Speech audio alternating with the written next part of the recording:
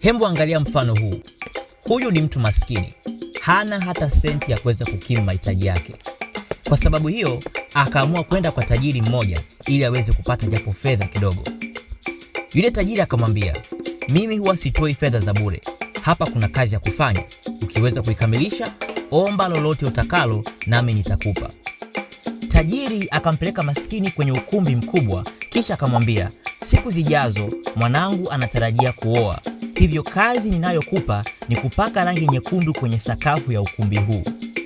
Yule tajiri akampatia ndoo ya rangi nyekundu na kisha akaondoka zake. Sasa yule maskini alipotaka tu kuanza kupaka rangi nyekundu kwenye sakafu, aligundua kuwa kuta za ukumbi ule ni chafu sana. Hivyo akajiongeza, akasema, kwa kuwa nina ndoo moja tu ya rangi, ngoja niitumie kupaka kwenye kuta, kwa maana kuta za ukumbi huu ni chafu sana, ila sakafu nikiitazama bado ni safi.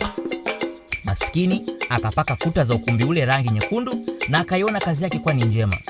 Tajiri aliporudi alishangaa kuona sakafu bado ni rangi ile ile na ukuta ndo umekolea rangi nyekundu. Akamuuliza yule maskini, ndo nini hiki umefanya? Yule maskini kwa kujiamini akasema, niliona umenipa ndoo moja tu ya rangi na niliona ukuta umechakaa zaidi kuliko sakafu. Hivyo nikaona ni vyema zaidi kupaka rangi nyekundu kwenye ukuta kuliko kuipoteza rangi kwenye kuipaka sakafu. Naomba sasa unipe ujira wangu. Yule tajiri akamwambia, wewe ni mpumbavu. Ndani ya ghala langu kuna rangi za kila aina. Nilitaka wewe upake rangi nyekundu kwenye sakafu na mwingine angekuja kupaka rangi nyingine kwenye ukuta. Yule maskini akaondoka pale na aibu bila kupokea chochote. Wakristo wengi wapo kama huyu maskini, wanatafuta kufanya mambo mema kwa akili zao wenyewe bila kukubali kuongozwa na Roho Mtakatifu, na kwa sababu hiyo wanashindwa kuyatekeleza mapenzi ya Mungu duniani.